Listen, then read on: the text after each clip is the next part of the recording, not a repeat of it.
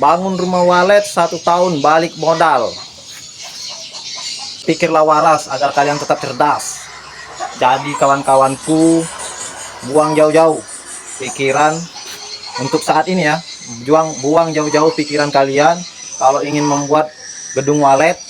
Pemikiran kalian 1 tahun bisa balik modal. Bullshit, omong kosong. Jadi di dunia walet itu kita itu harus sabar teman-teman, harus sabar, harus teliti. Perbaikan-perbaikan itu kita lakukan selama 3 bulan turut menurut. Itu berkesinambungan. Kalau kita melakukan satu eksperimen, itu hasilnya akan kita lihat 3 bulan ke depan. Kalaupun itu gagal, berarti kita coba lagi. Itu bukan berarti setiap hari. Ini kalau teman-teman ada yang baru buat nih 1 hari, ditinjau terus, seminggu ditinjau terus, itu belum ada apa-apanya teman-teman. Harus melihat progresnya itu 3 bulan ke depan, apakah perubahan yang kita buat itu memang benar-benar signifikan atau tidak. Karena sekarang apalagi sarang walet ini sedang terjun bebas harganya. Jadi untuk teman-teman yang ada pemikiran untuk membuat gedung walet apalagi ukuran jumbo, itu pikir-pikir dulu lah, pikir 2-3 kali sampai 5 kali kalau perlu. Karena pastikan dulu di tempat kalian memang populasi walet itu banyak. Populasi banyak pun belum tentu itu teman-teman, belum bisa menjamin keberhasilan itu sendiri. Karena di setiap daerah atau tempat itu pasti positif, semua populasi walet itu berbeda. Tergantung rezeki dan usaha kita itu. Jadi hari ini saya akan panen yang kesekian kalinya. Ini RBW saya tidak munafik, tidak mengada-ngada cerita. Memang usianya baru jalan 3 tahun. Ini 3 tahun nanti pas di bulan 3 atau bulan 4 itu baru pas 3 tahun. Ini berarti 2 tahun jalan 3 tahun. Nah ini sudah berapa kali panen ya. Saya panen pertama itu di usia 1 tahun teman-teman.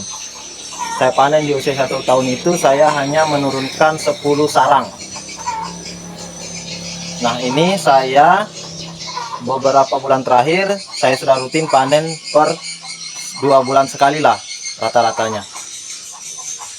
Jadi untuk teman-teman, yuk kita lihat dulu ke dalam.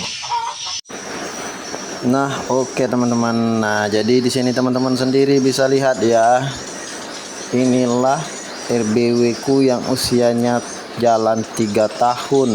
Nah bisa teman-teman lihat itu masih di besek. Nah ini nih tanggal onnya nih 3 April 2022, teman-teman bisa lihat. Nah itu, nah teknik untuk memindahkan sarang yang dari besek itu ada tekniknya juga teman-teman. Jadi di sini ada sudah beberapa kemarin bersarang di besek ataupun bakul.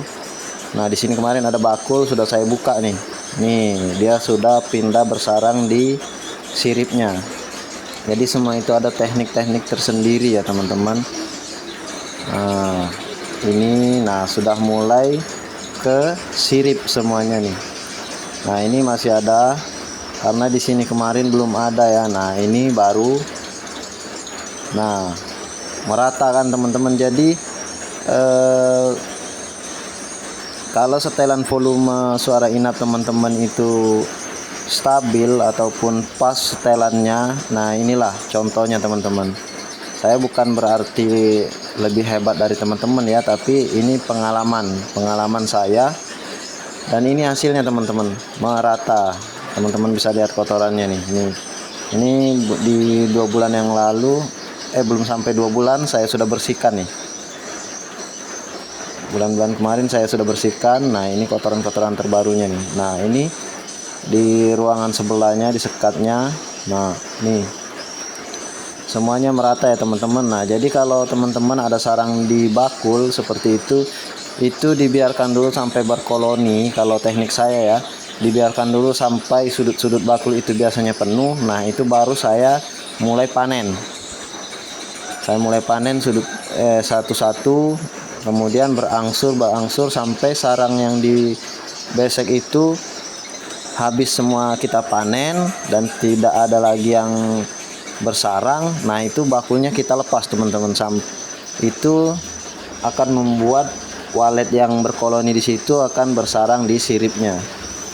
Jadi itu ya triknya teman-teman. Ini trik yang saya gunakan nih. Nah ini di ruangan belakang. Nah ini ruangan belakang ini baru. Jadi di sini baru ada 2 sarang. Teman-teman bisa lihat. Sederhana sekali teman-teman. RBW saya ini sederhana, tidak makan modal banyak. Teman-teman bisa lihat sendiri kan, di dinding-dindingnya pun hanya spanduk-spanduk yang saya dapat dari beli spare part motor, karena saya kan ada bengkel. Nah teman-teman bisa lihat sendiri nih.